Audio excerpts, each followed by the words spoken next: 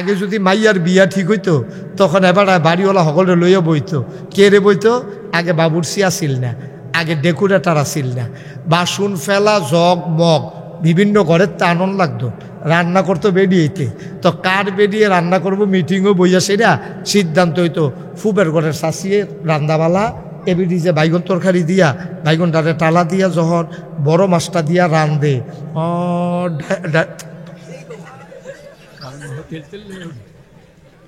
তখন করে কি ওই শাসির রাগ দিয়ে আনন্দ লাগে, কারণ এবিডি না রানলে তো বিয়া শেষ। তখন উত্তর করতে বাসন আনন্দ লাগবো, তার আবার নেল ফালিশ দিয়া ওই নিচে দিয়া দাগ দিয়া আমরার বাসন, এটা এরকম সবার বাসন আই না। এখন এই কমছে কেন?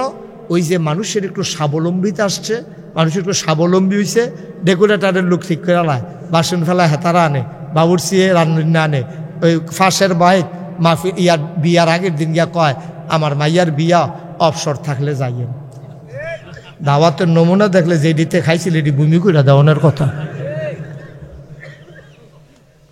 আমরা ডেস্ট্রয় হয়ে গেছি, আমরা ধ্বংসের দ্বার প্রান্তে দাঁড়িয়ে আছি। ধ্বংস তো হয়েই গেছি, ধ্বংস তো হয়েই গেছি।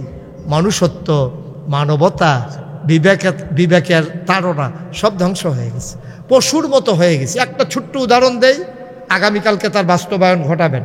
আমি নিজে পরীক্ষিত, আমার উদাহরণটা হলো আগামীকালকে সকালবেলা আপনি 3টা খাস্তা বিস্কুট কিনবেন। কয়টা? কথা বলছেন না? কয়টা? 3টা খাস্তা বিস্কুট কিনা আপনি 1 হাত দূরে দূরে 3টা খাস্তা বিস্কুট দিয়ে একটা কুত্তা ডাক দিবেন, একটা কুকুরকে ডাক দিবেন। 3টা খাস্তা বিস্কুট 1 হাত দূরে দূরে রাখবেন। একটা কুকুর ডাক দিয়া চাইবেন 3টা খাস্তা বিস্কুট নিয়ে কুত্তাটা কি করে আমি কইয়া দিতেছি কি করে।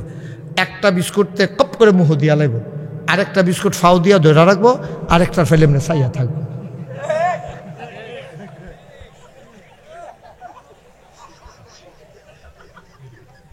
একটা খাইবো, আরেকটা লইয়া রাখবো, আরেকটা চাইয়া থাকবো, কেউ যেন নিতে না পারে। আজকে সেই কুকুরের স্বভাব আমাদের মানুষের ভিতরে চলে আসছে।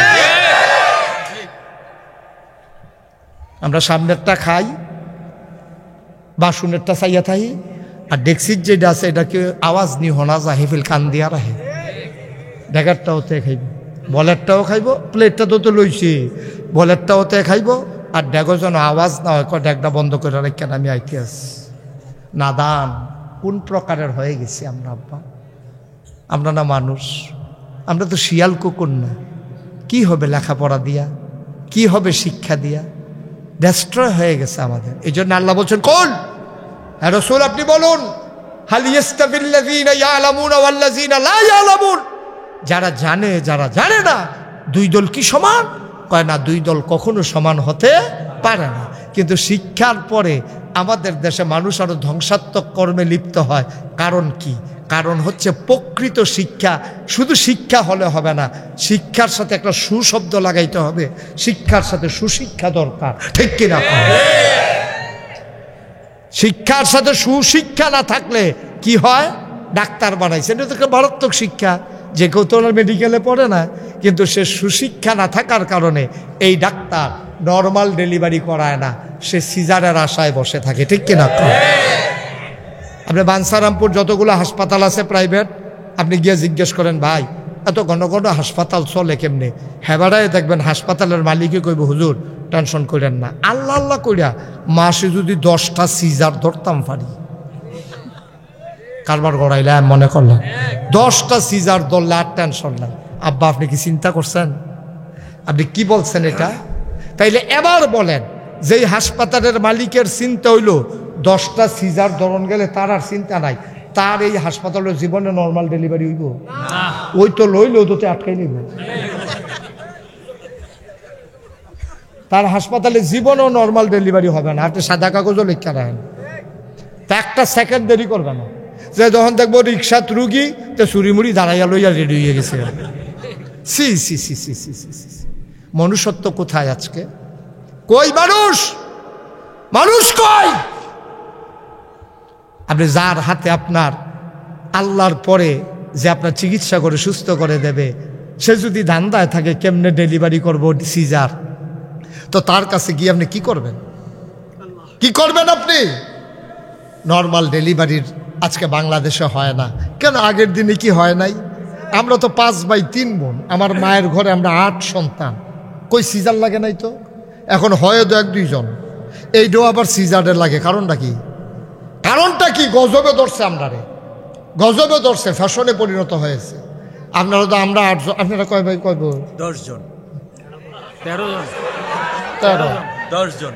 আমি আসতে কইও বিপদ পড়লাম, আরো 2 জন বাড়াইয়া কইতে হবে রে, ভালো আছে প্রতিযোগিতা দিয়া। তারা আমরা 8 জন, এবারে 10 জন, এবারে 13 জন। আইস দিও না, আইস দিও না। আমি রোহিঙ্গার ক্যাম্প টেকনাফে সাহায্য লইয়া গেছিলাম, গিয়া দেখি এক বেরিয়ে 15 জন লইয়া বইয়া রয়েছে। আমি যে গেলাম এটি কারা, আমরা এই টানরি। আমি কই সব দেখি আপনার, কয় 2 জনে পানি আনতে গেছে। 17 তো 13 হইনে তো তোমরা আইস দিয়া লইছো, তারা আরো 60 জন বাহির হইছে। হন ভাইও হয়েছে তো আগে, কই মহিলারা তো এখনকার মহিলাদের চাইতে আরো সুস্থ, বা সুস্থ না? আমার আম্মা এখনো শারীরিক সামর্থ্য যতটুকুন আছে আলহামদুলিল্লাহ সুস্থ আছে, বেঁচে আছে। কিন্তু আমরা তো দেখি এখনকার মেয়েরা তো ওই পরিমাণে সুস্থতা নাই। আগের তারা যেমনে এক ঘরে একখানো সংসার করছে, ও 30 জন 40 জন, হগলের ভাতের দেখছি এক বেডি আলগি দিয়া লাইছে। আর অহন 2 জন 3 জন বাচ্চা, কাজের মহিলার এখন লাগে 3 জন। গজবে ধরছে, গজবে ধরছে। নমনে বেশি সুবিধার না, হগিন নির্ভূতের নাম মিয়া খা। হ্যাঁ, বেড়া ভাত খাই দিয়ে ভাত আছে, তা 3 জন রহস কাজের লোক। এমনও দিন গেছে বেড়া ভাত জুড়ছে না, ভাত একবার ভাঙ্গা পড়লে বানসারামপুরের তারা, আমরা বাউনফাড়ার তারা, ওই আমরা তো এক এলাকার মানুষ, একবার একটু ফানি হইলে সারাটা বছর কেমনে চলবো, মাইসে কানছে। আর ওখানে কিন্তু সামর্থ্য হয়েছে, ওখান কাজের মাইয়ারা 3 জন। গজবের লক্ষণ, এটি কোনো লক্ষণ বেশি সুবিধার না, মনে করেন না খুব ভালো লক্ষণ, এটি মোটেও ভালো লক্ষণ না। এই জন্য আল্লাহ বলছেন, হালি ইস্তাবিল্লাযীনা ইয়ালামুনা ওয়াল্লাযীনা লা ইয়ালামুন। হে নবী, আপনি জিজ্ঞেস করেন তো সবাইকে, যারা জানে যারা জানে না, 2 দল কি সমান? আল্লাহর কোরআন বলছে 2 দল সমান না। কিন্তু আজকে আমরা দেখছি উল্টা, সারা শিক্ষিত তারাই সবচেয়ে দুর্নীতিবাজ, ঠিক কিনা? বাংলাদেশে এখনো যদি আপনি সৎ মানুষ দেখেন, দেখবেন শিক্ষা দীক্ষা নাই। আসতে দেখবেন যে সৎ মানুষ, সে লেখাপড়া জানে না, সরল, সে সরল, সে বাটফারি সিটারি বুঝে না, সে বুঝে না বাটফারি সিটারি। তে অহনো তেনা দিয়া ফেসাইয়া বাড়ির মুরব্বীর কাছে নিয়ে টেহা হাওলাত ইয়া রাহে, আমানত রাহে, যাও আমানত পয়সা আমার টেহারা রাখিয়া, আমি তা ব্যাংক বুক বুঝি না। তো এখনো সরল, তে বাটফারি সিটারি বুঝে না। তে রাস্তার ভিতরে টেহা পাইছে, মসজিদের ইমাম সব রান্না দিয়া গেছে, হুজুর টেহারা পাইছিলাম, এটা বাইকে কুতুর কইয়া দিয়েছেন, কার টেহারা হারাইছে। সে বুঝে না, সে সরল, সে ভয় পায় আল্লাহকে। আর আমার দেশের শিক্ষিত নামের যারা কলঙ্ক, তারা আল্লাহকে ভয় পায় না, তারা দুদক ভয় পায়, তারা র্যাব ভয় পায়, তারা আদালত ভয় পায়, তারা মামলাকে ভয় পায়। এই জন্য দুদককে ফাঁকি দিয়া, আদালতকে ফাঁকি দিয়া, টাকার পাহাড় বানাইয়া ওই এই কানাডায় নিয়ে সেকেন্ড হোম করে, মালয়েশিয়ায় নিয়ে সেকেন্ড হোম করে। রেজাল্ট কি? রেজাল্ট হইল টেহা যেমনি চুরি চামারি করছো, তে একখানো, তার বউ একখানো, টেহা আর একখানো। তো লাভ হইল কি টেহা দিয়া? টেহাটা দিয়ে লাভ হইল কি? তুই তো টেহা বুক করে যেতে পারছ, তা তো তোর বউ একখানো, তুই একখানো, তোর টেহা আর একখানো। তো তোর শান্তি আছে কোনো? তুই তো হইতেও শান্তি নাই, খাইয়েও শান্তি নাই, বইয়েও শান্তি নাই, লগে তো তোর বউয়ে নাই। অশান্তি, ধাউ দাও আগুন। টাকার নাম শান্তি না আব্বা, টাকার নাম শান্তি না, টাকা দিয়ে কেউ শান্তি পায় না। তাইলে কি লাগবে আমাদের? সুশিক্ষা লাগবে। আমরা মূল কথায় চলে আসছি, আর লম্বা সময় না। তাহলে আমি যেটা বুঝাইতে চেয়েছিলাম, বাকি যা কথাগুলো বলেছিলাম, একটা উদ্দেশ্য, এটা হচ্ছে শিক্ষা। এখন শিক্ষা কি শুধু শিক্ষা না সুশিক্ষা? সুশিক্ষা লাগবে। আর সুশিক্ষা বলতে যা বুঝায়, কোরআন সুন্নাহর বাইরে সুশিক্ষা বলতে কোনো শব্দ নাই, ঠিক কিনা? আপনি যত কিছু বলেন, আপনি কোরআনে শিখে, যে ব্যারিস্টার সাহেব আমাকে খেতে খেতে বলছিলেন যে হুজুর, মানুষের জন্যে যদি আল্লাহর পক্ষ থেকে আসমানি কোনো রহমত বরকত থাকে, নেয়ামত থাকে, কোরআনের বাইরে আমার দৃষ্টিতে, উনি তো এটা ব্যারিস্টার মানুষ, উনি আমাদের মতো মাদ্রাসাত পড়েন নাই। আর আমরা দেশের ধারণা হইল মাদ্রাসাত পড়লে হুজুর আর নইলে হুজুরও আন জানা, এইটা খাইয়া দিছে আরো গজব। মাদ্রাসাত পড়লে হুজুরও আন যাইব আর নইলে আপনি হুজুরই তেন পারতেন না, এই কথাটা কইছে কারা? এই কথাটা কে কইছে আপনারে? আপনি লেখাপড়া করেন, আপনি কোনো একজন আলেমের সংস্পর্শে গিয়া আপনি পড়েন, আপনি বুঝেন, শিখেন, তাহলে আপনিও তো একজন আলেম হবেন। হুজুর মানি তো দাড়ি না, হুজুর মানি তো টুপি না, হুজুর মানি তো পাঞ্জাবি না। হুজুর মানি হচ্ছে এলমে, এই যে এল অর্জন করে ওই অনুযায়ী আমল করে, এটাই না হুজুর। আর আপনি যদি বাংলা শিক্ষিত হইয়া কোরআন হাদিস যদ্দুর পারছেন পড়ছেন, ফইরা সুন্দর কইরা আপনি একেবারে ইসলামী চিন্তা চেতনায় তাহাজিব তামুদ্দনে আপনি নিজেকে গড়ে তুলেছেন, তো আপনিও তো হুজুর, আপনিও তো আলেম। কিন্তু আপনি এটাতে জান না বলে আপনাকে কেউ আলেম বলে না, আমি এসেছি বলে আমাকে আলেম বলে।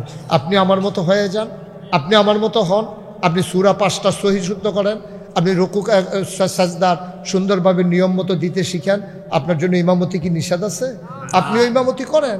আপনি একা একা নামাজ পড়া লাগে কেন? ওই যে কিছু কিছু ভুল হয়, ভাইয়ের পাঞ্জাবি, এই যে মাইদি দেখি তা করলে এটা তো বুঝছেন না, ভাইয়ের পাঞ্জাবি আমরা খাইছে এইটাই। ওই একটা যে সৌদি আরব থাকে, হ্যাঁ, আইতের সময় 5টা বড় বড় পাঞ্জাবি আনছে, জুব্বা, সৌদি আরবের জুব্বা। আনছে পরে তে যখন সুটকিস খুলছে পরে তার বড় ভাই একটা গাও দিছে, তার ছোট ভাই একটা গাও দিছে। গাও দিয়া কয় শীতের ভিতরে আরামে লুঙ্গিটার লোক আরেক ফল্লা হইছে কেন? হ্যাঁ, পাঞ্জাবিটা লম্বা পাঞ্জাবি তো, লুঙ্গি এক ফল্লা, পাঞ্জাবি হয়েছে আরেক ফল্লা।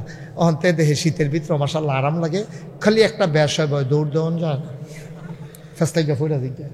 তো এই পাঞ্জাবি গাও দিয়া তে গিয়া মুরুক্ষ এই গিরুস্তি করে তে গেছে বাজারও গেছে। পরে আসরের আজান দিছে, তে মনে করছে তোরা পাঞ্জাবি গাও দিয়া নামাজটা পড়লে ভালো হইব।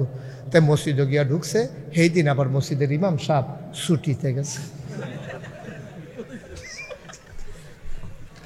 দোকানদার একজন আজান দেয়, হ্যাঁতে খালি চাইতেছে কার পাঞ্জাবি বড়। ইমাম শব্দ নাই, হচ্ছে নামাজ পড়ান লাগতো না, আজান যে দেয় হাতার আজান হয়ে ভুল হয়, তোতে নামাজ পড়াইব কেমনে? তো হেতে চাইতেছে কার পাঞ্জাবি, চাইয়া দেখি হাতার পাঞ্জাবি বড়। এখন হেতারে গিয়া ধরছে, ভাই আমরা ইমাম সাহেব হুজুর নাই, নামাজটা দূর ফরম। আমি না, আপনার রেদু কইতাছি গুদুর নামাজটা ফরম, অসম্ভব। কাউ নামাজ পড়াইবেন এরকম করেন কিরে? আরেক মুরব্বী কয়, বড় হুজুররা নামাজও যাইতে চায় না, তারা দৈরা দেয় অন্য লাগে। দুইজনে দৈরা নিয়ে তারা খেলা করাই দিছে, শরীরটা কাঁপতে আছে যে বিল্ডিং দিকে টের পাওয়া গেছে না।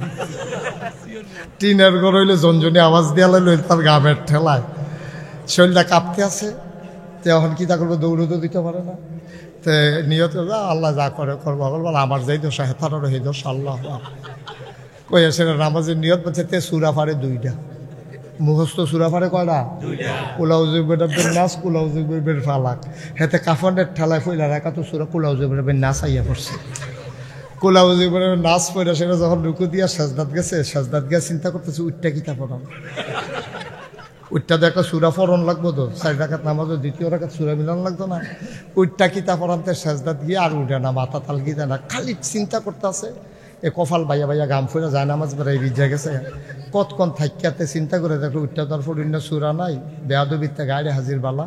এই কথা কইয়া সেরা মসজিদের সামনে যা ভাঙ্গা চিন্তা বুঝছিল, এবার গেছে। আরেকটা যে নতুন নামাজ পড়তে ঢুকছে, হ্যাঁ তো কতক্ষণ সাজদাত থেকে কিতা কত জায়গা দিব, ইমাম সব মাথা আলগি দিয়া লাগে, কতক্ষণ পরে তে দিয়ে আলগি দেয় না, হ্যাঁ আবার সুফি দিয়া চাইয়া দেখি ইমাম নাই। তখন তে কয়, ও বইয়া রইছে কোন আশায় হলে উঠালাম, নামাজ নতুন করে পড়ন লাগবে, ইমাম বাইয়া গেছে। গিয়া সেটা দেখে হেতে পাঞ্জাবি গাও দিয়ে আরে মূলা কিনে গিয়া তারে ধরছে, তুমি এটাকে কাম করলাম, ধরতে তোমার আমরা বড় মনে করে নিয়ে ইমামতির দিলাম, তুমি বাড়ি দিয়ে বাড়ি ইয়ে পড়ছো। আমি যে আইতাম পারছি কাইফাসে ফুড়ে গেছি কেন, এটা তো কপাল বালা। তোমরা পাঞ্জাবি দিকে আবার ইমামতির দিচ্ছি, এটা আমার পাঞ্জাবি, ভাইয়ের পাঞ্জাবি। ওই যে কইসলাম ভাইয়ের পাঞ্জাবি, এই আর কি ভাইয়ের পাঞ্জাবি। ভাইও কুদ্দুর চিন্তা করে থাকতাম না তো এই দুনিয়ায়। এই গ্রামের যারা মুরব্বী ছিল নাই তো, আপনি থাকবেন না। সুতরাং আপনার নিজেকে ওইভাবে করে তুলতে হবে যেটারে মুমিনের জিন্দেগি। কোরআনুল কারীমে 18 পারায় প্রথম একটা সূরা আছে, সূরার নাম মুমিনুন। এটার ভিতরে আল্লাহ সুন্দর করে বলে দিয়েছেন, কাদ আফলাহাল মুমিনুন, মুমিন যারা তারাই সফল কাম। এখন মুমিন কারে কয়? কাদ আফলাহাল মুমিনুন আল্লাযীনা হুম ফি সালাতিহিম খাশিউন। মুমিন হলো সে যে নামাজের ভিতরে ভীত সন্ত্রস্ত, ভয়ে কম্পমান। আমরাও তো নামাজ পড়ি, আর মোমেনে নামাজ পড়ে। মোমেনে যখন নামাজে দাঁড়ায়, আল্লাযীনা হুম ফি সালাতিহিম খাশিউন, মুমিন যখন নামাজে দাঁড়ায় সে ভীত সন্ত্রস্ত। বাইরে থেকে একজন দেখলে মনে করে লোকটা বোধহয় সাংঘাতিক ভয় পাইছে। বাঘ দেখলে যেমনে মানুষ ভয় পায়, সাপ দেখলে মানুষ যেমনে ভয় পায়, মুমিন যখন নামাজে দাঁড়ায় এভাবে ভীত সন্ত্রস্ত হয়ে পড়ে। এই আয়াতের তাফসীর ব্যাখ্যায় একটা সুন্দর ঘটনা আমি পেয়েছি। আব্দুল্লাহ ইবনে মাসউদ রাদিয়াল্লাহু তাআলা আনহু, উনি ছিলেন রাইসুল ফুকাহা, ফকিদের তিনি সর্দার। তিনি একবার ঘরের ভিতরে, খুব খেয়াল করেন, তিনি একবার ঘরের ভিতরে নামাজে দাঁড়াইছে। আল্লাহু আকবার। নফল নামাজ, সুন্নত নামাজ বেশি বেশি ঘরে পড়বেন, ফরজ নামাজ পড়বেন মসজিদে, নফল সুন্নত পড়বেন ঘরে। এই ব্যাপারে নবীজির নির্দেশ আছে, তোমাদের মসজিদ ঘরগুলোকে তোমরা কবর বানাইও না, মানে জেতা রাখো। সাহাবারে যে বলছে, ইয়া রাসূলুল্লাহ ঘর আবার কবর হয় কেমনে? কয় মাঝে মাঝে নামাজ পড়ো ঘরে, তাইলে ঘরটা কি থাকে? তাজা থাকে, জেতা থাকে, সচেতন থাকে, কবর হবে না। কারণ কবরে নামাজ নাই, ঘরে নামাজ আছে। সুবহানাল্লাহ বলবেন না? তো আব্দুল্লাহ ইবনে মাসউদ, নাম মনে আছে তো হুজুর? কি নাম না? আব্দুল্লাহ ইবনে মাসউদ রাইসুল ফুকাহা, তিনি ফকিদের সর্দার। তো উনি ঘরের ভিতরে গিয়ে দাঁড়াইছে, আল্লাহু আকবার, নামাজে দাঁড়াইছে। নামাজে দাঁড়াইয়া সাহাবাদের একটা তবিয়ত ছিল, স্বভাব ছিল, তারা নামাজের ভিতরে সবচেয়ে লম্বা সূরা দিয়ে নামাজ পড়তেন, কোনো তাড়াহুড়া করতেন না। যেটা মুখস্থ বড় আছে এটা দিয়ে শুরু করতেন। আমরা তো শুরু করে ইন্নাতই না দিয়া, টাইম কম। তো উনি সবচেয়ে বড় সূরা দিয়া নামাজ শুরু করে দিয়েছেন। নামাজটা পড়তেছেন কেমনে? আনতা আবুদাল্লাহ কাআন্নাকা তারাহু ফাইন লাম তাকুন তারাহু ফাইন্নাহু ইয়ারাক। ও দুনিয়ার মানুষ, এমনভাবে নামাজ পড়ো যেন নামাজের ভিতরে তুমি তোমার আল্লাহকে দেখতেছো। সুবহানাল্লাহ বলবেন না? নবীজি কয়, দেখছেন আমরা তো নামাজ পড়ি, দেখেন মন্ত্রটা কি, দেখেন, আনতা আবুদাল্লাহ কাআন্নাকা তারাহু ফাইন লাম তাকুন তারাহু ফাইন্নাহু ইয়ারাক। ও মুসলমান, তুমি এমনভাবে নামাজ পড়ো নামাজের ভিতরে যেন তুমি তোমার আল্লাহকে দেখতেছো। ফাইন লাম তাকুন তারাহু, তুমি যদি তোমার নামাজের ভিতরে আল্লাহরে না দেখো, তোমার এই নজর নাই, তোমার এই দৃষ্টি নাই, আল্লাহরে দেখার ক্ষমতা তুমি রাখো না, ফাইন্নাহু ইয়ারাক, তাইলে তুমি বিশ্বাস রাখো আমি আল্লাহরে দেখি না, কিন্তু আমার আল্লাহ আমাকে দেখতেছে।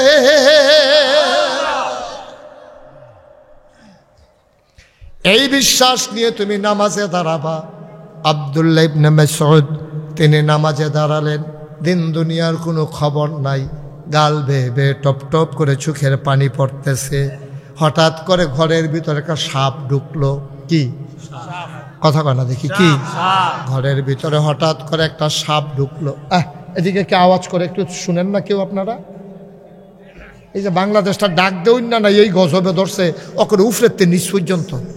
ফলাফল তো দুষ্টামি করবে, তো একটা লুকিয়া কইতে পারে রে এরকম করিচ্ছে, এখন মাহফিল চলতে আছে, এই কথাটা কই নেই, কোনারা দিয়ে একটা লুকো না। এই গজবতে আমরা বাড়াইম কবে? এটা তো একটা শেষ হয়ে গেছি আমরা। আর একটা ছেলে তো দুষ্টামি করতেই পারে, তো ডাক দিবে না কেউ, সাইডা দিয়ে বইতে চায়, তো শয়তানি করে। এটা কি কারবার ভাই? এই গজবের থেকে কেমনি উঠতে আইবেন? এই গজবের থেকে উঠবেন কেমনে? একটু সচেতন হন। এই জন্য বলছেন তা'মুরুনা বিল মা'রুফ ওয়া তানহাউনা আনিল মুনকার। মুমিন জীবনের মিশন হচ্ছে সৎ কাজের আদেশ দেবেন, অসৎ কাজ থেকে ফিরাই রাখবেন। আর এই অসৎ কাজ থেকে ফিরাইতে গিয়া আপনি যদি বাধার মুখোমুখি হন, হত্যাকাণ্ডের শিকার হন, আপনি শহীদ। বলেন সুবহানাল্লাহ। কি করবেন জীবন দিয়ে বেড়া? একটা ফিফরার যেমন জীবন, মশার যেমন একটা জীবন, তোমার তো একটাই জীবন। হিয়াল কুত্তার মতো মরার চাইতে অন্যায়ের বাধা দিয়ে মরে যাওয়া অনেক ভালো, ঠিক কিনা?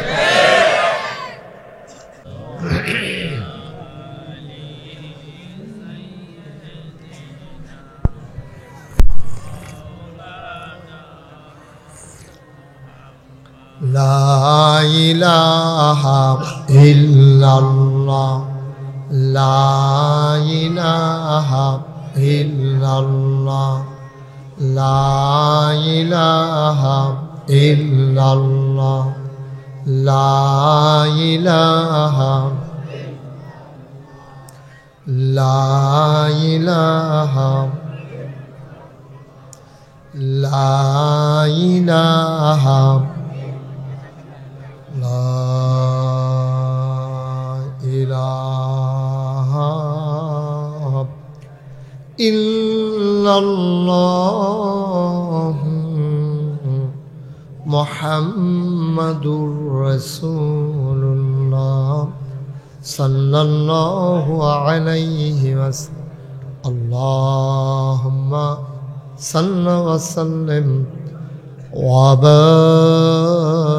বারিক আলাইহি। সবাই পড়ি আলহামদুলিল্লাহ, জোরে পড়ি আরো জোরে।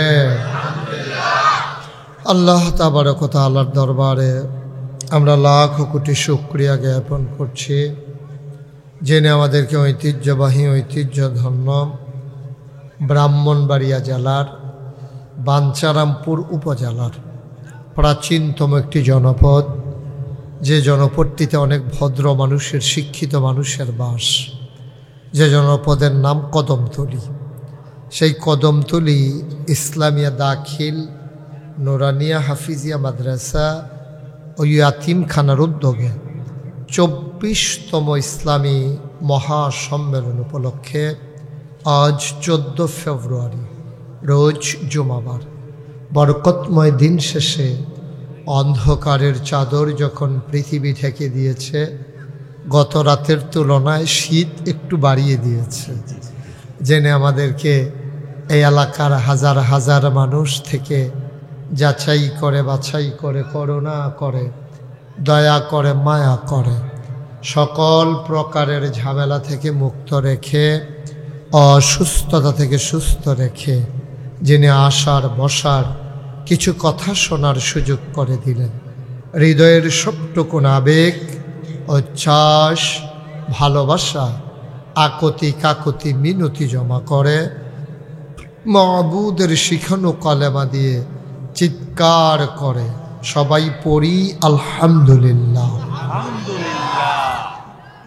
জনাব সাহেবে সদর, আজকের এই মাহফিলের জনাব সভাপতি আলহাজ মোহাম্মদ শহীদুল্লাহ সাহেব, আজকের মাহফিলের বিশেষ বক্তা হযরত মাওলানা শেখ সাদী বিন আব্দুল মজিদ, আজকের মাহফিলে কথা বলেছেন বাঞ্ছারামপুর সুবহানিয়া ইসলামিয়া ফাজিল মাদ্রাসার সম্মানিত প্রিন্সিপাল, আমার এলাকার কৃতি সন্তান হযরত মাওলানা মোহাম্মদ রুহুল আমিন আবদুল্লাহ। কথা বলেছেন হযরত মাওলানা হুসাইন আহমদ। আজকের প্রধান অতিথি আলহাজ মোহাম্মদ ফজলুল হক। আসছেন উনি? আসেন নাই। আজকের প্রধান অতিথি জনাব মোহাম্মদ লিল মিয়া, উনিও আসেন নাই। আচ্ছা, আজকের মাহফিলে প্রিয় পরিচালক হাফিজ মাওলানা মোহাম্মদ আল আমিন। আজকের মাহফিল নিবেদক জনাব মোহাম্মদ ফয়জুর রহমান বাবু সরকার, সভাপতি কদমতলী ইসলামিয়া দাখিল মাদ্রাসা পরিচালনা পর্ষদ। আজকের মাহফিলে উপস্থিত এই এলাকার বিভিন্ন মসজিদের ইমাম সাহেবান, ওলামায়ে কেরাম, মুরব্বিয়ানে আজাম, কলিজার টুকরা যুবকেরা, পর্দার আড়ালের মা ও বোনেরা, সবার প্রতি আমার আবারও আন্তরিক সশ্রদ্ধা সালাম। আসসালামু আলাইকুম ওয়া রাহমাতুল্লাহি ওয়া বারাকাতুহু। এই মাইকটা একটু কমাও তো, এই যে কেরকিরি দেয়, একটা কেরকিরি দেয় আওয়াজ হয়, মাইকটা আর একটু কমাই দাও, একটু স্মুথ করে দাও। সবাই পড়েন, এই যে আওয়াজটা, ওই আওয়াজটা বন্ধ করো। দেইরা যে একটা আওয়াজ হয় কেরকিরি দেয়, যে এটা বন্ধ করো। সবাই পড়েন আলহামদুলিল্লাহ। আরেকটু কমাও। বন্ধুগণ, আমরা আজকে বরকতময় একটি রাতে একত্রিত হয়েছি। এটা আমাদের জন্য সৌভাগ্য যে আল্লাহ তাবারক ওয়া তাআলা এই লাইলাতুম মিন নিসফে শাবান, যেটাকে আমাদের দেশে শবে বরাত নামে পরিচিত, আর হাদিসের ভাষায় যেটা হচ্ছে লাইলাতুম মিন নিসফে শাবান, শাবান মাসের মাঝামাঝি রাত। বলেন সুবহানাল্লাহ। এই রাতে, বরকতময় রাতে যিনি আমাদেরকে একত্রিত করেছেন, আমরা যারা বসে গেলাম এবং যারা দাঁড়িয়ে রইলাম, একটা লোকও দাঁড়িয়ে থাকার দরকার নাই, যতক্ষণ জায়গা আছে দয়া করে একটু বসিয়ে দেন। আপনারাও বসেন, একটা লোকও দাঁড়াই থাকবেন না দয়া করে, কথা বুঝছেন আমার? জি জি, সবাই বসে পড়ুন, একজনও দাঁড়াই থেকে না। পেছনে অনেক লোক দাঁড়িয়ে আছেন, সাইডে দাঁড়িয়ে আছেন। এই ছেলে, এই ছেলে সরো, দাঁড়িয়ে এসো কেন এখানে? একটু ব্যবস্থা করেন, সবাইকে বসার ব্যবস্থা করেন।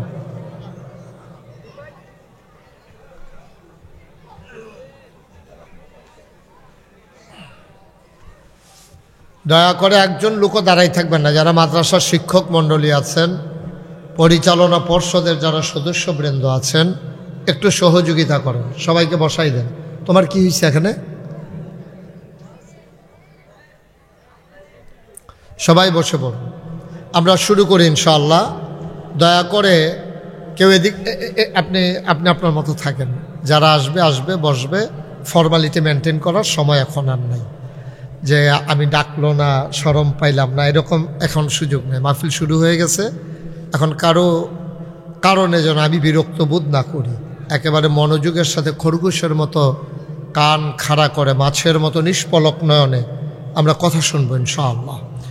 আমি বলছিলাম সবাইকে একটু বসে যাওয়ার জন্য, সুন্দর হতো আমরা সবাই যদি বসে পড়তাম আরাম করে, সবাই সুবিধা মতো। আপনি আসন পেতে বসেন, সমস্যা নেই, এভাবে আপনি বেশিক্ষণ থাকতে পারবেন না। ওকে, ঠিক আছে, সবাই পড়ি আলহামদুলিল্লাহ। যারা আপনারা মোবাইলগুলো ধরে রেখেছেন হাতে, এটা বন্ধ করে পকেটে ঢুকান, এভাবে রেকর্ড হয় না। বুঝেন নাই কথা? পকেটে ঢুকাই ফেলেন, সবাই পকেটে ঢুকান মোবাইল, এভাবে রেকর্ড হয় না। ইউটিউবে আমার হাজার হাজার ওয়াজ আছে, আপনি কয়টা শুনবেন? এই ছেলে, পকেটে ঢুকাও, একটা মোবাইলও ধরে রাখেন না। হ্যাঁ, যেহেতু আমি আসছি, সামনে থেকে শুনেন, আমার সামনে থেকে শুনেন। সারা জীবন তো ইউটিউবেই দেখছেন, তো এখনও যদি ভিতরে চাইয়া থাকেন তো আমি আর বাড়ি শিখতাম, আমি ভিতরে থাকতাম, এটাই ভালো ছিল। হ্যাঁ, সবাই বসেন, এই যে বলতেছি সবাই বসেন। একটা কানে মাছি লাড়েনি, শুধু লড়েনি, এটা মনে ফিক্সড হইয়া গেছে জাগাত, হিওর মিওর সাইরা দিছে, আর লড়তে পারে না। এই বেটা, এই সাদর গাও দই না, বসো না কেন তুমি? এই ছেলে, কি হয়েছে তোমার? বসো। এই যে মোবাইল ধরে রাখছো, বসো তুমি। হ্যাঁ, একটা লোকও দাঁড়িয়ে থাকেন, ওই যে গাছের পাশে যারা দাঁড়িয়ে আছেন সবাই বসেন, সবাই পড়েন আলহামদুলিল্লাহ। বন্ধুগণ, আল্লাহ তাবারক ওয়া তাআলা মানুষ বানিয়েছেন, খুব খেয়াল, খাওয়া দাওয়া এখন না, পরে। হ্যাঁ, একটু খেয়াল করে আমি যখন যেটা প্রশ্ন করি একটু জবাব দিয়েন। যারা মঞ্চে বসছেন তারা আমার দিকে ঘুরে বসেন, আপনারা একটু পেছনে যান, এই ওনাকে একটু ঘুরতে দেন, আপনিও ঘুরেন, আগে বসেন, সামনাসামনি বসেন। এই সুন্দর হয়েছে, সবাই পড়েন আলহামদুলিল্লাহ। খুব খেয়াল করে মনোযোগের সাথে শুনেন। হ্যাঁ, আপনি এটার দিকে বারবার তাকাই থাকলে আমি তো এটা বন্ধ করাই দিতে হবে, এই জন্য আমি এগুলো নট অ্যালাউ, এগুলো অ্যালাউ করি না। এই জন্য আপনি তাকাইবেন, আমার দিকে তাকাই থাকেন আপনার মোবাইলের দিকে, এই তামাশা করলে তো আর ওয়াজ হয় না, বুঝছেন না? একটু খেয়াল করে খরগোশের মতো কান খাড়া করে, মাছের মতো নিষ্পলক নয়নে আমরা কথা শুনবো ইনশাআল্লাহ। আল্লাহ যেন কবুল করে, সবাই পড়ে আমিন। এখন ওই যে লাইট যেটা জ্বলে লাল নীল, এটা একটু বন্ধ করে দিয়ে আসো, যাও। ওই যে গেটের থেকে সোজা আমার চোখে আসে, লাইটম্যান আছে এখানে? হ্যাঁ, ওই লাইটটা বন্ধ করে দেন, ওই যে চোখের সামনে যেটা জ্বলে লাল নীল, এটা একটু বন্ধ করে দেন। নাহলে মাইকম্যান একটু যাও, গিয়া কানেকশনটা ছোটাই দিয়ে আসো। তুমি তো আবার সোডাইতে পারো, ভালো দাও, আবার সোডানের ভিতরে খুব ভালো হয়। দেখেন না, মাথার তো চুল বেড়ে সোডাই লইছে, করছে কি তাতে? মাথা ধরে করেনি এই কারবার। হ্যাঁ, তুই এখন ইচ্ছা করলে আর এটি লাগাইতে পারবি। জি, সবাই পড়েন আলহামদুলিল্লাহ। তা এবার আমরা খুব মনোযোগ, হ্যাঁ, মঞ্চে দয়া করে কেউ কথা বলে, আপনি মোবাইলটা বন্ধ করেন। সবাই বলছে আপনি খুলে রাখছেন কেন, এটা বন্ধ করেন, পকেটে ঢুকান, পকেটে নিয়ে নেন। তা আমরা খুব মনোযোগের সাথে একটু, বাবা এরকম বিরক্ত করলে তাই মাইক ছেড়ে চলে যাওয়া ছাড়া আমার উপায় নেই। আমি কি চলে যাওয়া লাগবে, কিন্তু আমি তো এত বিরক্ত সহ্য করতে পারবো না। তোমার 3 বার না 4 বার বললাম, তো তুমি এখানে বসে বসে যদি এইরকম করো তো আমি ওয়াজ করবো কেন? পড়েন আলহামদুলিল্লাহ। আমরা এই দুনিয়াতে মানুষ ছিলাম না, খুব খেয়াল, গভীর মনোযোগ দিয়ে শুনেন, বুঝের কথা নিয়ে বাড়িতে যেতে হবে। আমরা এই দুনিয়াতে মানুষ ছিলাম না, এই দুনিয়াতে ছিল জিন আর ফেরেশতা। তো জিনেরা মারামারি কাটাকাটি ঝগড়া বিবাদ করলো, আল্লাহ খুব রাগ করলেন, ফেরেশতা পাঠাইয়া জিনদেরকে পিটাইয়া আল্লাহর জমিন আল্লাহ খালি করে দিলেন। আল্লাহর জমিন আল্লাহ খালি রাখবেন না, তিনি ইমার্জেন্সি অ্যাসেম্বলি কল করলেন, সংসদের জরুরি অধিবেশন। সেখানে স্পিকার হলেন স্বয়ং আল্লাহ, মেম্বার অফ পার্লামেন্ট হলো সমস্ত ফেরেশতারা। সভ্য পৃথিবী যেদিন থেকে শুরু হয়েছে, রাষ্ট্রীয় অবকাঠামো যেদিন থেকে শুরু হয়েছে, তখন থেকে রাষ্ট্র পরিচালনার জন্য বিভিন্ন সিস্টেম চালু হয়েছে। কোথাও প্রেসিডেন্সিয়াল আর কোথাও বা সংসদীয়, যেটা পার্লামেন্টেরিয়ান। এইভাবে বিভিন্ন ব্যবস্থা চালু হয়েছে। যেমন ভারতে আছে লোকসভা, আমেরিকাতে আছে হোয়াইট হাউস, ব্রিটেনে আছে পার্লামেন্ট, জার্মানিতে আছে সিনেট মেম্বার, মধ্যপ্রাচ্যে আছে মজলিসে শোরা, আমাদের দেশে আছে সংসদ। কিন্তু সমস্যা কি জানেন? আল্লাহরও একটা সংসদ, আমাদেরও সংসদ। আল্লাহর সংসদের ভিতরে স্পিকার হলেন স্বয়ং আল্লাহ, আর মেম্বার অফ পার্লামেন্ট এমপি হলেন সমস্ত ফেরেশতারা। সুবহানাল্লাহ বলবেন না?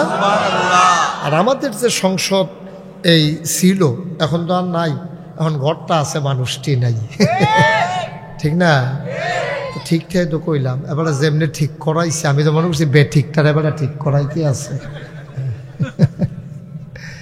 এতদিন ঘরও ছিল, মানুষও ছিল, এখন ভবনটা আছে, মানুষগুলা নাই। এই যে সংসদ, এই সংসদের ভিতরে বাংলাদেশের সংসদ যেটা গেছে, এটার ভিতর অধিকাংশ নানান ক্লাসের মানুষ ঢুকছে, নর্তকী, গায়কী, খেলোয়াড়, সুদখোর, ঘুষখোর, মদখোর, ক্যাসিনো চালায়। এই মানুষগুলা গিয়া ওইখানে কেউ গান গায়, কেউ কবিতা আবৃত্তি করে, কেউ রিডিং পড়ে বাংলা। রিডিং যে পড়ছে এটা হইনা 2-3 দিন আমার খানা দানা কষ্ট হয়েছে আমার, রিডিং পড়া হইনা। একটা মহিলা রিডিং পড়ছিল, তাও না মন্ত্রী না, উনি এমপি, রিডিং পড়ছিল, ওনার কি জানি এলাকায় ব্রিজ লাগবো কইছিল আর কি, এটা রিডিং পড়ছে। এটা আপনারা ইউটিউবে সার্চ দিলে পাইবেন, এটা বক্তৃতাটা আছে। আমি মাঝে মাঝে মন খারাপ থাকলে শুনি, এটা এটা আমার ওষুধের কাম করে। এটার নাম বাংলাদেশ। নাউজুবিল্লাহ কর না কেন? আহারে বাংলাদেশ। আপনি বিশ্বাস করেন, আমি যতটুকুন লেখাপড়া করেছি, পৃথিবীর জায়গায় জায়গায় সরকার বদল হবে, এটাই স্বাভাবিক। সরকার বদল হয় 3 কারণে। কখনো যদি সরকার প্রধানের এন্তেকাল হয়, অথবা হত্যার শিকার হয়, অথবা নির্বাচন, অথবা গণ আন্দোলন। এই কারণগুলোতে সরকার বদল হয়। যেমন বাংলাদেশে গত সরকার 17 বছর জগদ্দল পাথরের মতো চেপে থাকা, এই সরকারের বদল হলো গণ আন্দোলনে, ছাত্রদের এই আন্দোলনের মুখে। কিন্তু আমরা দেখলাম সব দেশেই তো সরকার বদল হয়, কিন্তু বাংলাদেশে যেই কারবারটা 24 সালে হয়েছে, পৃথিবীর কোথাও এই কারবারটা হয় নাই। সরকার বদলের পরে 330 জন মেম্বার অফ পার্লামেন্ট, আমলা কামলা, বদুল্যা, র্যাব, গোয়েন্দা, ঊর্ধ্বতন কর্মকর্তা, উপদেষ্টা, সবাই মিলে একসাথে দেশ ছেড়ে পালিয়ে গেছে। পৃথিবীর কোথাও এই কাজ হয় নাই, ঠিক কিনা? শুধু বাংলাদেশে এটা হয়েছে। কেন হয়েছে? কারণ হলো, আমরা বলেছিলাম, আমরা মঞ্চে ময়দানে, আমি তো বাঞ্ছারামপুরে অসংখ্য প্রোগ্রাম করেছি। আমি কিন্তু গত সরকারের আমিলেও বুঝিয়ে বুঝিয়ে বলেছি যে এইভাবে হয় না, এভাবে চলে না, জোর করে সব কিছু হয় না। জোর করে করতে গেলে তখন দেখা যায় যে এটা পাবলিক সেন্টিমেন্ট যখন রিয়াকশান করে, তখন এটার ভয়াবহতা মারাত্মক হয়। নাইলে আমার দেশ যারা মেম্বার অফ পার্লামেন্ট ছিল ওদেরও তো দেশ, ওরা তো আর সাধারণ নাগরিক না, কিন্তু দেশ ছেড়ে পালিয়ে যেতে হবে এইরকম একটা সিচুয়েশন কেন হলো? কেন হলো? কর্মের ফল। কারণ ক্ষমতা হচ্ছে একটা কচু পাতার পানির মতো, এটা টলমলো টলমলো, যে কোনো সময় মৃদু বাতাসে একটু কাত হয়ে গেলে কচু পাতার পানি যেমন ধরে রাখা যায় না, ক্ষমতাও ইচ্ছে করলে জোর খাটিয়ে হত্যা, গুম, নির্যাতনের মাধ্যমে ইচ্ছে করলেই ক্ষমতার মসনদ আঁকড়ে থাকা যায় না, ঠিক কিনা? একটা কথা মনে রাখবেন, যখন কেউ মরতে শিখে যায় তার আর মৃত্যুর ভয় দেখাইয়া লাভ নাই। আমার ছেলেরা যখন মরতে শিখেছে, সিনা টান টান করে দাঁড়িয়ে গেছে, তখন আর তাদেরকে মৃত্যুর ভয় দেখাইয়া লাভ নাই। এমনিও গাঞ্জা খাওয়া মানুষের আপনি বিড়ির ডর দেখাইয়া লাভ হইত না। আপনি পাটা নামাইয়া বসেন, এই যে ভাই এটা অসুন্দর, খুবই অসুন্দর। আপনি গাঞ্জা খায় এক বেড়ায়, তারে যদি কন্তরে দেখবি বিড়ি দিয়া টান দেওয়াইয়া তোর কাশ তুললা লায়াম, হেতে কি তা কইব, কইব বেড়া গাঞ্জায় ধরে না, তুই বিড়ি এগুলো জানতে সর সর, গাঞ্জায় ধরে না, হেতে টিকটিকি লেঞ্জা খায়, আর তারে কয় যে টেবিলে বিড়ি দিয়ে বিলে তারে কি তা করবো, তো আইসিটটা মরণের কথা না। তা আমার যুবকেরা যখন মরতে শিখেছে তখন আর তাদেরকে দমিয়ে রাখা যাবে। গেল না তো, গেল না। নাইলে পোস্টমর্টম যখন হয়েছে আবু সাইদের, তারা রিপোর্ট এসেছে একটা গুলিও তার পিঠে লাগে নাই, সবগুলো গুলি তার বুকে। সুবহানাল্লাহ বলবেন না? ওদিকে চারটিখানি কথা মনে করেছেন, 3টা গুলি করেছে, 3টা তার বুকে। মানুষ তো গুলি দেখলে দৌড়ে পালায়, তখন গুলি করে পায়ে পিঠে পড়তে পারে, কিন্তু একটা গুলিও তার পিঠে লাগে নাই, সবগুলা তার বুকে। এটা হলো বাংলাদেশ। এই জন্য বাংলাদেশ নিয়ে যারা গবেষণা করে তারা বলেছে এই জাতিটা অবদমিত, তাদেরকে দমিয়ে রাখা যায় না, তাদেরকে সাময়িক ছাই চাপা দেওয়া যায়, কিন্তু মৃদু বাতাসে ছাই চাপা আগুন আবার ধাউ ধাউ করে জ্বলে ওঠে, ঠিক কিনা বল? এটা হচ্ছে বাংলাদেশ। এই আবহাওয়াটাই এখানে এমন, এখানের জনগোষ্ঠীটাই এমন, তাদের জেনেটিক একটা প্রতিবাদী বিষয় আছে তাদের মাঝে, যেটা পৃথিবীর অন্য দেশের মাঝে নাই। ওখানে ভয় কাজ করে, আর আমরা হলো পরাভব, আমরা কোনো ভয় মানি না। ভয় আমাদেরকে তাড়া করে ফিরে, কিন্তু ভয় আমাদেরকে দমিয়ে রাখতে পারে না। বলেন আলহামদুলিল্লাহ। তখন আল্লাহ তাবারক ওয়া তাআলা যখন ইমার্জেন্সি অ্যাসেম্বলি কল করলেন, কথা মনে আছে তো নাকি? তখন যারা মেম্বার অফ পার্লামেন্ট ফেরেশতারা, ওরা জানতে চাইলেন, মাওলা ও রব্বে কারীম, কেন আমাদেরকে ডেকেছেন? আজকে মিটিংয়ের এজেন্ডা কি?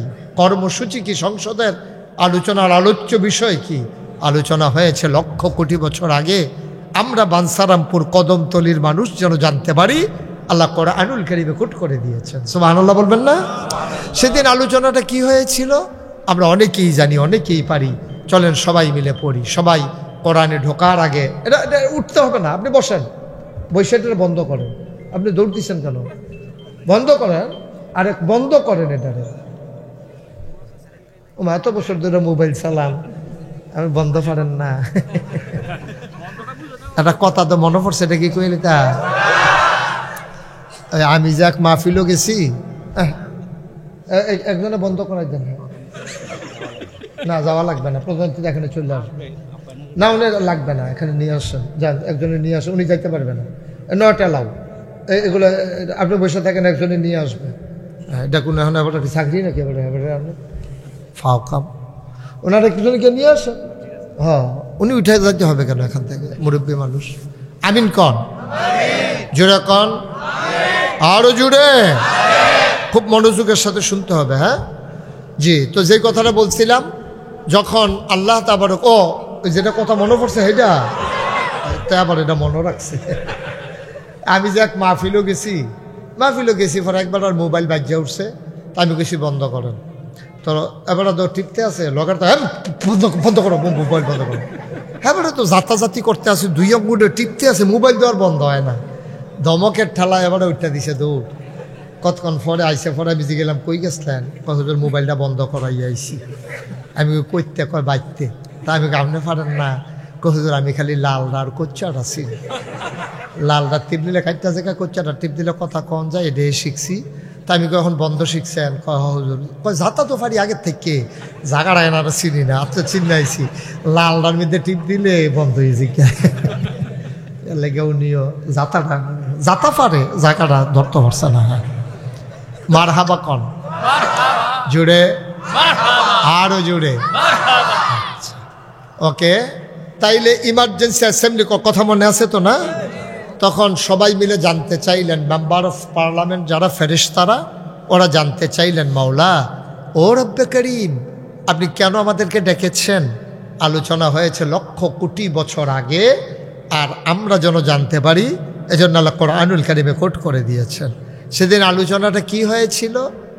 ভাই এটা একটু বন্ধ করে দেন, দয়া করে বন্ধ করেন, বন্ধ করেন, আমি বলছি বন্ধ করেন, আমি বলছি তো বন্ধ করেন।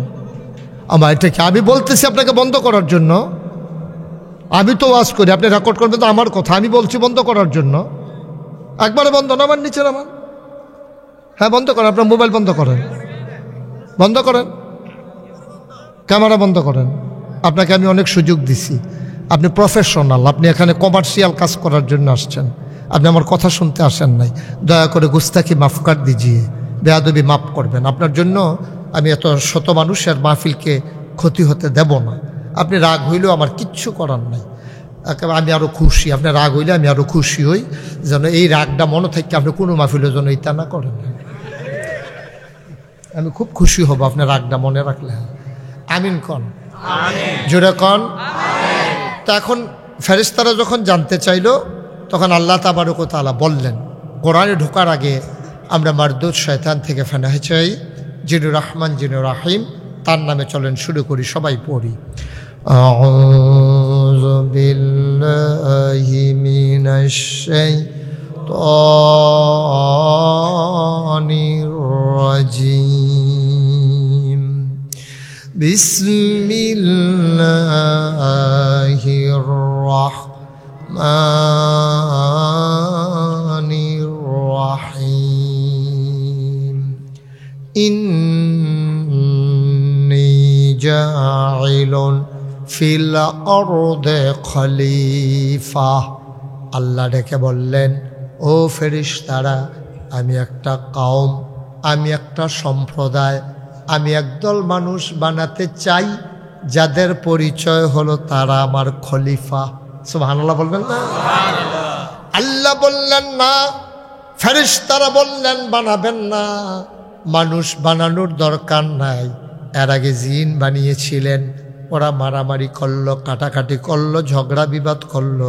মানুষ বানাবেন এমনই করবে, মানুষ মানুষের উপরে জুলুম করবে, নির্যাতন করবে, দোকান বাকি খাইয়া ঘুরাবে, টাকা হাওলাত নিতে পারলে দিতে চাইবে না, ক্ষমতা পাইলে জগদ্দল পাথরের মতো চেপে বসবে, ক্ষমতা ছাড়তে চাইবে না, ঠিক কিনা?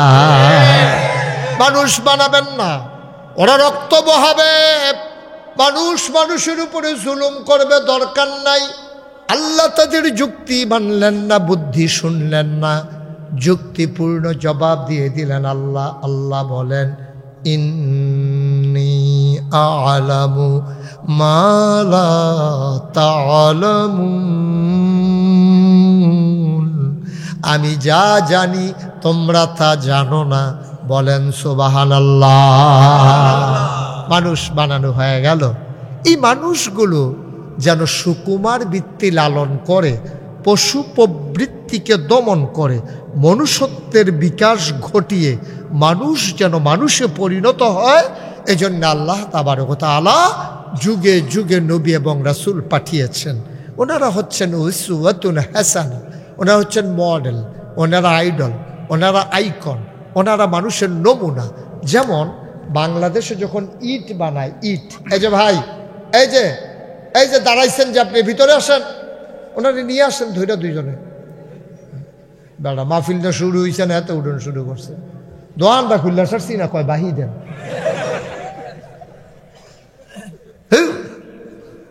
তাই মনে করছো অন্য হুজুর। বুঝা না নতুন, আচ্ছা যাও নতুন। আমিন বলো, জোরে, আরো জোরে। এখন এই মানুষগুলোকে মানুষ বানানোর জন্য আল্লাহ যুগে যুগে নবী এবং রাসূল পাঠিয়েছেন।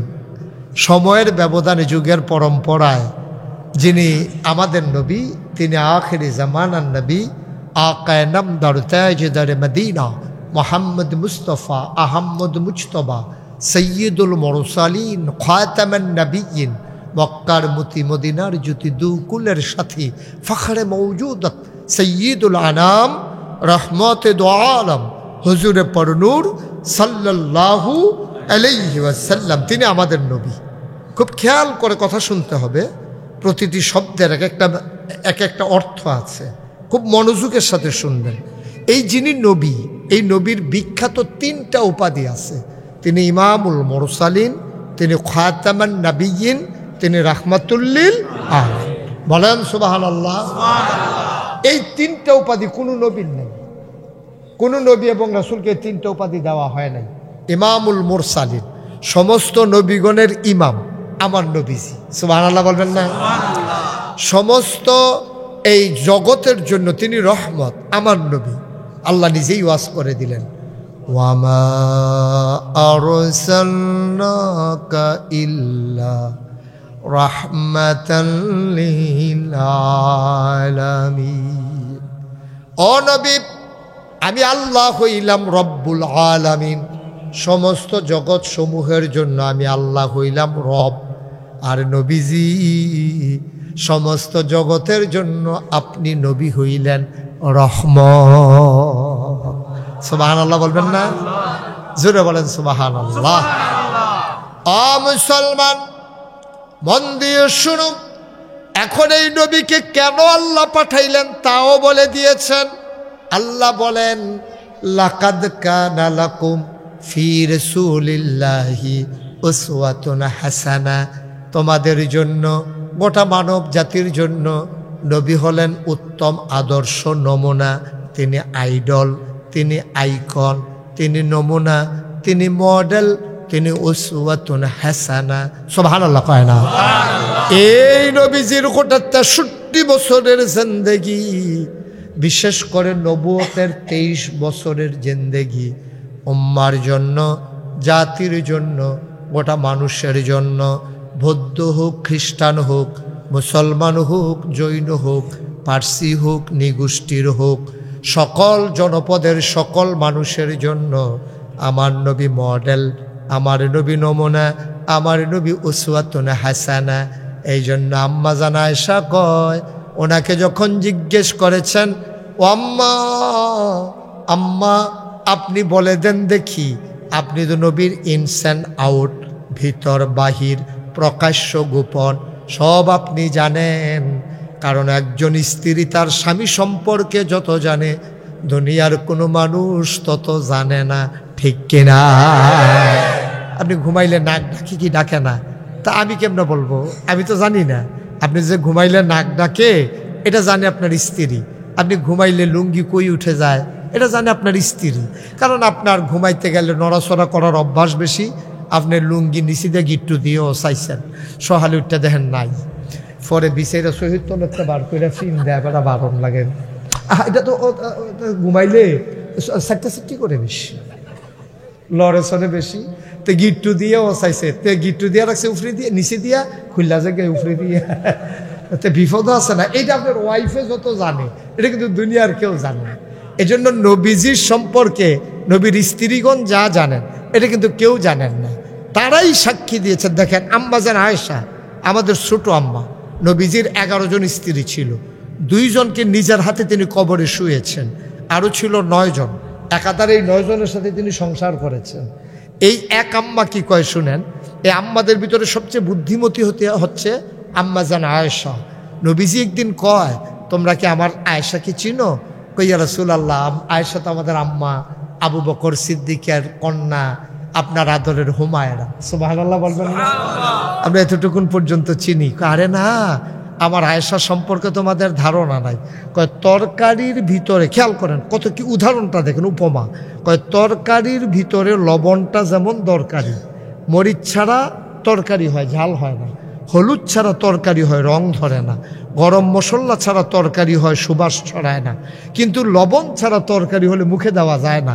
নবীজি কয় তরকারির ভিতরে লবণটা যেমন দরকারি, ইসলামের ভিতরে তোমাদের আম্মা আয়েশা তার চাইতে আরো বেশি দরকারি। সুবহানাল্লাহ বলতে এবার বুঝেন কি দামি মহিলা। এই আম্মাজান আয়েশার কাছে সাহাবারা গেছে কেন? যাওয়ার কথা ছিল না, গেছে কেন? কোরআন শরীফে আয়াত নাজিল হয়েছে, কল হে রাসূল আপনি বলুন, ইন কুনতুম তুহিব্বুনাল্লাহ ফাত্তাবিউনি ইউহিব্বুকুমুল্লাহ ওয়া ইয়াগফির লাকুম যুনুবাকুম ওয়াল্লাহু গফুরুর রহিম। আল্লাহ বলছেন ও নবী আপনি সবাইকে বলেন। তো নবীজি বলে শোনো, আল্লাহ বলেন কি বলবো?